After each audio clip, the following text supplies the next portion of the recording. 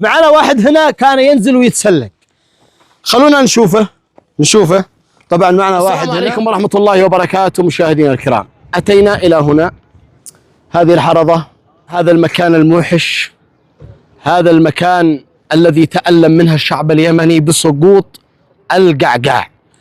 طبعا اليوم ثاني يوم بعد انتشال الجثة، الناس ما زالوا يتوافدوا إلى الحرضة لأنها مكان سياحي في دمت. فهذا المكان السياحي يأتيها الآلاف من أبناء الشعب اليمني، ولكن الألم والحسرة كانت موجعة بسقوط القعقاع. متوجهين إلى الحرضة. الحرضة تحتاج جهد لما تطلع للنهاية. يلا توكلنا على الله. رحمة الله عليك القعقاع. شوف وين عاد احنا بنمشي. هذا بلس الحرضة، البلس هذا مجانا. الحرضة زي هذا، فهو كان يمسك زي هذا، يمسك القعقاع كان زي هذا الأماكن يمسك فيها، ولكن أحد الأماكن اللي كان يمسك فيها نكع. شكرا للدفاع المدني على جهوده الكبيرة في انتشال الجثة بعد عمل شاق وصعب جدا. طبعا في نهاية الفيديو أوريكم فيديو كيف تم انتشال الجثة. الناس أمس اللي أتوا من هذا لا يسقط كانوا ما شاء الله بالمئات فوق هذا الدرج، بالمئات، ولكن سلم الله. هذه دمت، والآن هذا باب الحرضة. وصلنا إلى باب الحرضة. شوفوا سبحان الله، فتح لها باب بعد جهد كبير لأنه الشمس الآن قوية جدا. تعالوا نوريكم حجم الحرضة وكبرها، كبيرة جدا يا جماعة. والفاتحة إلى القعقاع كان شجاعا صراحة، وكان يحاول ينزل يسعد الناس ويحصل ما كتب الله. صح كان يغامر كثيرا، والرزق اللي واحد يغامر فيه يبطل أفضل، لأنه ايش النهايه؟ يا امرين اللي بيتسلقوا، في امرين، اما ان يسقط او اما ان يبطل. فتعالوا شوفوا الحرضه واسعه جدا. الحرضه يا جماعه واسعه جدا الحرضه، يعني ممكن الطول من هنا الى هناك حوالي 200 متر، والعرض كذلك. هي التليفون لا يبين، طبعا التليفون لا يبين حجم الحرضه، ولكن شوفوا يعني مساحتها كبيره جدا، مساحتها. والماء بيقل طبعا، كان الماء من قبل مرتفع جدا، الآن نزل حوالي الماء 50 متر ويمكن أزيد من 50 متر الماء نزل. والله هنا شوف طبعا المكان اللي سقط من القعقاع رحمة الله عليه كان من هذا المكان عند اسم صالح. نعم يعني وبعد ذلك سقط إلى هنا. شوف هنا ايش هذا، هنا جبل طبعا صفاه لأن الماء بعيد جدا. شوف الماء وين، الماء بعيد هنا مليان الصحات والقاذورات هنا، لأنه المسافة كبيرة. شوف المسافة، شوف المسافة من وين. شوف مسافة كبيرة جدا من هذا المكان، سقط إلى هنا. التلفون ما يبين على الواقع، لو تجي تشوف أنت بتستغرب، يعني المكان واسع وكبير جدا، يعني مخيف جدا. كيف كان يتجرأ وينزل لهذا المكان؟ طبعا في شباب كثير كانوا ينزلوا من قبل. هذا الحرضة، شوف الكتابات هذه كلها، شوفوا الكتابات، ما عبش مكان، العديد من كانوا من قبل القعقاع. كان في مهيب كان معلمهم، ولكن مهيب بطل. شوف هذا كلها اسماء، كلها كتابات. السلام عليكم. وعليكم السلام. تعال يا حبيبي تعال. السلام عليكم. السلام عليكم. وعليكم السلام. كيف حالك؟ الحمد لله. أين أنت ذا الحين؟ أين أنت؟ في حرضة دمت السياحية. يا سلام عليك، منين جيتي؟ من أب. جات من أب، قد جيتي من أول ولا ذا الحين بس؟ لا هذه أول مرة. هذه أول مرة. أغلب الناس بيجوا لأول مرة بعد ما سمعوا قصة القعقاع، صح؟ صح.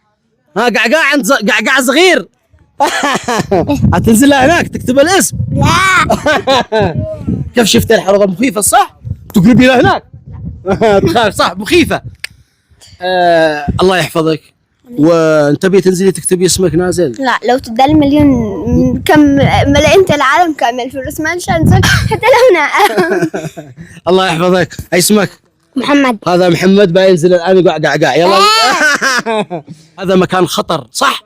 تنصحي الناس ايش تنصحي اللي بينزلوا؟ انصحهم لا ينزلوش ابدا، ولو يدوا لهم كم مدوا؟ ولا يدوا لهم فلوس العالم كامل. لا ينزلوا. السلام عليكم. السلام ورحمة الله. كيف حالك؟ نحمد الله ونشكر. الاخ منين؟ الزاني من ردع. الزاني من ردع. ردع. من جيت اليوم؟ جينا اليوم لعند الحرضة. من جيت؟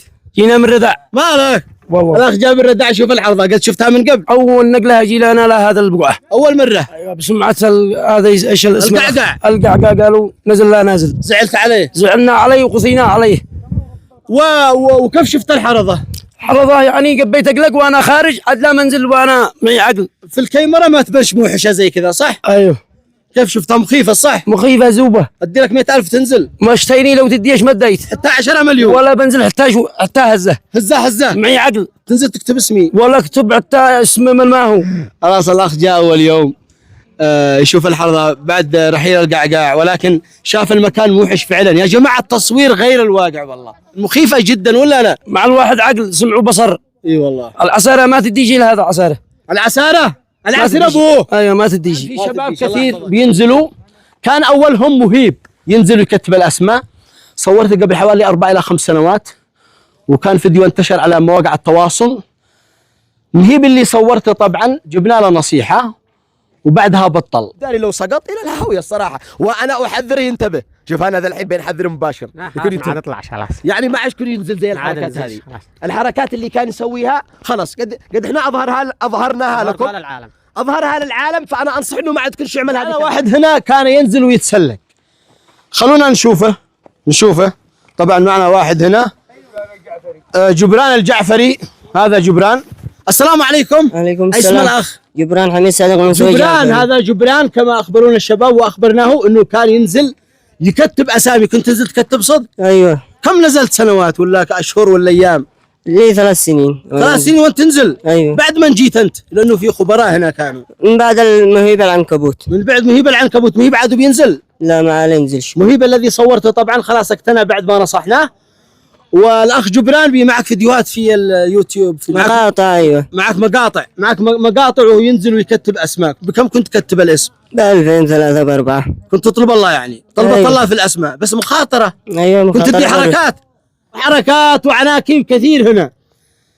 الان عادك بتنزل؟ لا ما ننزلش من يوم طلع القاعة. من يوم طلع القعقاع خلاص بطلت. ايش رجعت؟ اطلب الله سكريم وما. رجع يطلب الله سكريم وما. خلاص بطل النزول ورجع يطلب الله بعرق جبينه بدون مخاطره، لا يتعب اهله ولا يتعب نفسه ولا يؤدي بنفسه الى التهلكه، لانه مخاطره اما تبطل او تموت في هذا المكان. الاخ جبران بيبيع سكريم وماء ومن هذا ايش؟ سكريم توت، ويبيع ماء ويبيع سكريم. يحمل هذه مسافات كبيره. هذا الشنطه يتحملها مسافات كبيره ويطلع يطلب الله بعرق جبينه. يستاهل الدعم. ومن اتى الى الحرضه الى هذا المكان اتمنى دعمه، لانه بطل ينزل. ادعموه خلاص، ادعموا، اشتروا منه. لا تدوا منكم زلط، اشتروا منه. اشتروا الحبه الماء ب 1500. يلا خليه يطلب الله يوفقك. اطلب الله هذا وبيدي الله رزقك ولا عاد تنزل ابدا. وعد ما يزيد ينزل. ان شاء الله بنشتري منها الان وانتم تشترون. الى الدوله، الى رجال الاعمال، الى فاعلي الخير ايضا، ان يعملوا سياج على هذا المكان على اساس ما عاد احد يكون ينزل. خلاص هو الان اعتقد انه ما عاد احد بينزل، ولكن فتره بينسوا. والامن الان يبدا انه ممنوع النزول. على فكره القعقاع قبل فترات سجن بطلب من والده، على اساس انه بينزل، ووالده كان يمنع من النزول. حتى ان والده تحدث انه قبل ايام كان ربطه على اساس ما ينزل. ابوه كان رافض النزول انه ينزل، وامه كان ينصحوه دائما. ولكن الولد كان عاشق التسلق وكان عنده هوايه وموهبه، ولكن هذه الموهبه استخدمها في المخاطره وتوفى رحمه الله عليه. لا عتب الان، خلاص ندعو له بالمغفره ونحذر من هذا المكان، انه هذا المكان خطر جدا. من نزل الى هذا المكان طريقه انقاذ هذا الفيديو اللي امامكم كان في جهود كبيره جدا، لانه المساحه كبيره. تشوف من هنا 200 متر الى هناك ممكن اكثر. مساحه كبيره جدا الحرضه. فكانت حبالات كبيره من الدفاع المدني الذي نزل من صنعاء، غواصين، انا اشكرهم على جهودهم، جهود جباره بذلت من الدفاع المدني والهلال الاحمر. نوجه لهم التحيه والشكر، لانه كان في مخاطر ايضا في النزول. مش من السهل تنزل إلى هذا المكان. مش من السهل تنزل لهذاك المكان، صعب جدا. شكرا للدفاع المدني، شكرا للهلال الأحمر، شكرا لمن ساهم في انتشال جثة العنكبوت رحمة الله عليه. احنا الآن معنا ندعي له فقط، ورسالتنا واضحة بعدم النزول، وأيضا عمل سياج على هذا المكان، حماية، أيضا حماية لكل شيء، لا حد يسقط أو يدوخ. مثلا واحد يشتي يوقف هنا دوخ، يعني حصل واحد يدهف واحد ولا شيء، يعني حماية، يكون سياج. وتقبلوا تحياتي من الحرضة الموحشة اللي أصبحت موحشة، كنا نحبها اليوم خلاص. أنا يمكن آخر يوم أزيد أجي الحرضة. وداعا للحرضة، تحياتي.